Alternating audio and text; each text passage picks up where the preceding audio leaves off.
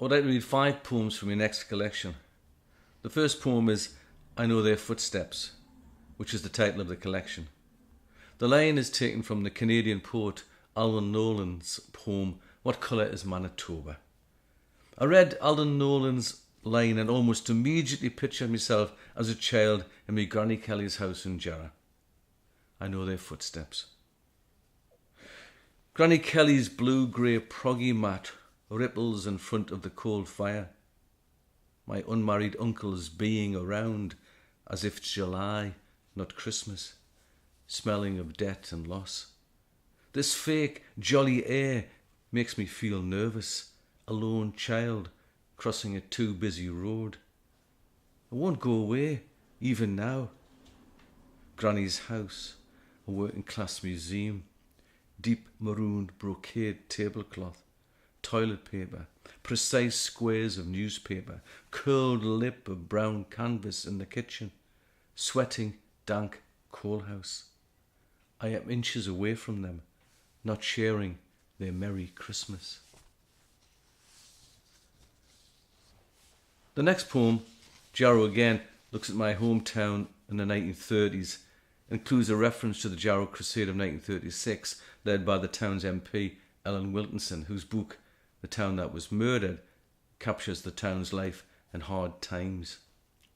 Jarrow again. The town's name, Marsh Slake, buried in half-truths, lies. Beads distant, an elusive dream. The mixture's heady, pride, anger, like a ball in an arcade, can't settle on one feeling, letting the hurt overcome me. Tonight lights dim. Yesterday is crippled. I answer my heartbeat, speak to you, my hometown. The town's a train, sailing out of my dreams. I run out of track, but faces are drawn so clear, painfully true. Hunger and pain, companions in the town. Strapped by memories, a halter, hunger. The 30s grey, black pictures marching to London. My hometown, tell me no lies, it's time for truth. Ellen was right, the town was murdered. Shove the past under the carpet, blood and pain seep through years, choke me. Glory in the fire. As a child, I would sit by the coal fire with my maternal grandfather. He could have told me so much about his life of being placed on the training ship Wellesley on the Tyne at 8-year-old and his horrific experiences in the First World War. He chose silence. Glory in the fire in Granny and Granda's. I'm 12 or 13. There's no sign of a book. I've never seen one here. Granda's tobacco pouch is a pension day sack full of shag. He spits in the fire. I watch him and search for reasons. There must be something important in the flames. I can't see what it is. He stays for hours. I sit. The photographs on the wall impassive as Granda. Granny clumps down the stairs in her black polished shoes. We don't move as she barges into the living room. We are stone, dumb and still. She swaggers past the silent duo, her pinny iron stiff, the flower print washed out. The next poem's called Ears. One thing that really agitated me, ma'am, was me laughing at her ears. This poem, predictably, is called Ears. My mother's ears, small cauliflowers, hidden carefully by hair. I watch rain at the back door. Flowers like ears drooping fall on the backyard.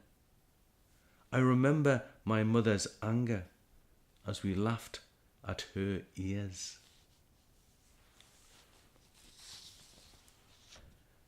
Next poem's called I See Peter Got Away.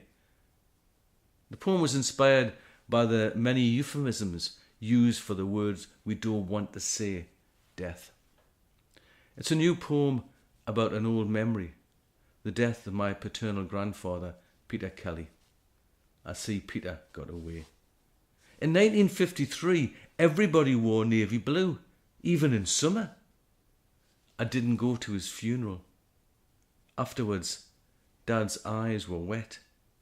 I heard him blubbering into the overcoats lumped on top of his bed. He was 34. I thought Granda had disappeared. Someone said, I see Peter got away. When I saw Grandmother's stern face, loosened like clay, dry tear slug trails, I knew he was dead. I Know Their Footsteps, which is published by Red Squirrel Press, will be launched on Monday the 30th of September at 7 p.m. at the wonderful Littonville Library, Westgate Road, Newcastle upon Tyne. Thank you.